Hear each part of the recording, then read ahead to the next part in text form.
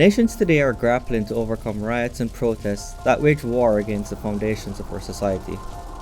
As our history is rewritten to the narrative of leftist ideologies, we ought to pause and think, how will these ideas reshape our world, and where are they coming from?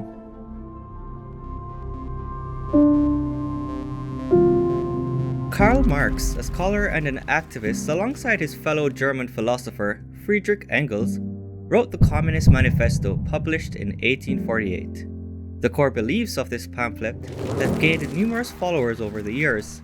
But what are these beliefs? Considered to be the father of modern communism, Marx was born to a lawyer in 1818 and studied law and philosophy at the University of Berlin and Vienna. During his time in Paris, he adopted a more extreme form of socialism, eventually giving rise to the Communist Manifesto. Marx argued that all history was a history of class struggles, and that the working class, or the proletariat, would inevitably triumph over the capital class, or the bourgeoisie, and win control over the means of production, forever erasing all class struggle. While the notion of erasing class struggle, or poverty in general, can be appealing, the idea that the working class triumphs over the capital class is one we should carefully scrutinize. The working class, in Marx's mind, were the oppressed, while the capitalist class were the oppressors.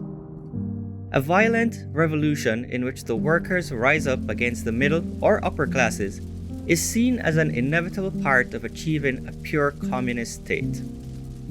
Take a moment to think on this concept. If the bourgeoisie are considered evil and the proletariat are good, after the inevitable uprise to control production, wouldn't that place the proletariat in the same position of the bourgeoisie, with the potential for evil themselves? The idea that the proletariat are inherently good ignores the potential for them to be evil when given power. After all, what occurs in a violent uprising doesn't exactly portray a good character. Let's go back to 1917, when Vladimir Lenin, a Marxist, led the Bolshevik movement, the world's first communist revolution in Russia, which set in motion one of the deadliest examples of this flawed theory of communism. As part of the communist philosophy, the central government controls all aspects of economic production, and such was the case with Lenin and the kulaks. Kulaks in Russian means fist, or you tight-fisted, and were formerly a group of wealthy farmers. Prior to the reign of Stalin, Lenin argued, anyone who used hired labor, owned a dairy, or was suspected of being a grain speculator could be accused of being part of the rural bourgeoisie, and therefore an enemy of the revolution. And in 1918, during the bloody civil war that followed the revolution, Lenin himself infamously ordered party officials in Penza to hang, absolutely hang in full view of the people, no fewer than 100 known kulaks, filthy rich men, bloodsuckers. After the death of Lenin in 1924, Joseph Stalin succeeded in dispersing approximately 1.8 million kulaks to Siberia, Kazakhstan, and the Urals, while others were stripped of their property and forced to the state-controlled farms. And the result? A famine, which in the Ukraine alone killed approximately 25% of the population of that region, an event now considered a genocide. In a public debate on April 19, 2019, Professor Jordan Peterson gave his critique on the Communist Manifesto, stating, I've rarely read a tract that made as many errors per sentence, conceptual errors per sentence, as the Communist Manifesto.